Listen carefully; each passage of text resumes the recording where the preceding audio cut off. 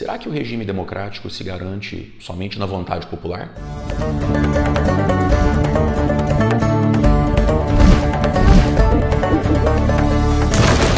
Caríssimos peripatéticos, olha eu aqui de novo, professor Renan, no canal Missionário, o canal mais catilogente do YouTube, trazendo mais conteúdo, e hoje quero falar de novo sobre a série Round 6, mais especificamente sobre um ponto que talvez tenha passado despercebido de muitos daqueles que acompanharam a série. Logo no primeiro episódio, nos primeiros minutos após o início dos jogos, ocorre uma votação e uma parte significativa dos jogadores, dos participantes, vota favoravelmente à manutenção do jogo, mesmo sabendo que a sua vida seria colocada em risco. Essa cena levantou em algumas pessoas, que inclusive vieram falar comigo a esse respeito, o seguinte questionamento: como é possível que uma pessoa ou um grupo de pessoas seja capaz de votar contra os seus interesses, contra a sua segurança? Porque, afinal de contas, ali os participantes todos sabiam que a totalidade ou a quase totalidade acabaria morrendo em decorrência das competições. Mas a possibilidade de se ganhar o prêmio em dinheiro fez com que eles se esquecessem ou não se importassem com o risco de vida que eles estavam correndo. Essa pergunta, se é possível que uma sociedade seja levada, seja conduzida a votar contra os seus interesses, vem sendo abordada pela filosofia já há algum tempo. É uma questão bastante capciosa, mas que foi tomada e retomada em vários momentos da história do pensamento filosófico, desde Platão até os nossos dias. Dentre aqueles que abordaram esse problema de forma absolutamente interessante, temos dois pensadores, ambos ali na transição entre os séculos XVIII e XIX, um francês chamado Alexis de Tocqueville e outro inglês chamado Edmund Burke. Tanto Tocqueville quanto Burke fazem parte de uma escola de pensamento conhecida como conservadorismo, ou mais especificamente, o conservadorismo clássico. E a grande questão levantada tanto pelo Tocqueville quanto pelo Burke é o perigo de o regime democrático acabar sendo contaminado pelas massas, contaminado pela paixão das ruas. Porque, segundo eles, o problema do povo, o problema das massas, principalmente quando reunidas, é que elas acabam deixando-se levar pelas paixões momentâneas, deixam-se levar pelas circunstâncias e têm uma opinião muito instável, muito inconstante sobre a realidade e sobre os problemas que afligem a vida em sociedade.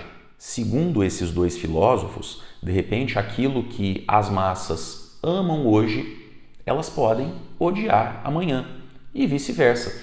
E esse posicionamento inconstante, essa instabilidade de vontades, pode afetar negativamente o exercício do governo. Porque se um governante age movido exclusivamente pela vontade das massas, levado pela voz das ruas, e isso é muito comum em países com tradição populista, como por exemplo o Brasil, ele pode causar enormes danos ao Estado e à gestão da coisa pública. O maior perigo seria o das rupturas político-institucionais, porque ações políticas bem-sucedidas geralmente trazem resultados a longo prazo e muitas vezes as massas não têm essa compreensão.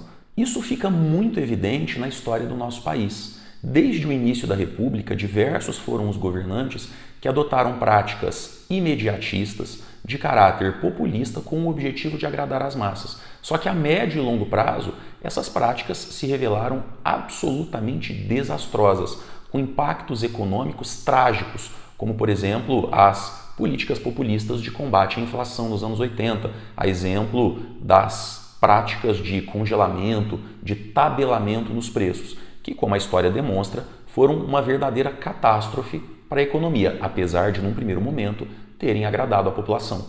Mas isso coloca um problema, porque se, afinal de contas, a voz das ruas nem sempre é o melhor conselheiro para um governante que deseja preservar as instituições, as liberdades e os direitos individuais, afinal de contas, qual seria a solução ou o encaminhamento para que um regime democrático possa funcionar adequadamente? Burke e Tocqueville apresentam duas propostas que basicamente seriam dois remédios contra o populismo e contra a demagogia que tendem a ser uma tentação para a maioria dos governantes. O primeiro desses remédios seria a independência dos representantes do povo. Eles devem possuir segurança e garantias para fazerem o seu trabalho e tomarem as suas decisões independentemente da voz das ruas ou do movimento das massas. Isso não significaria, sob nenhum aspecto, agir contra o interesse do povo, muito pelo contrário,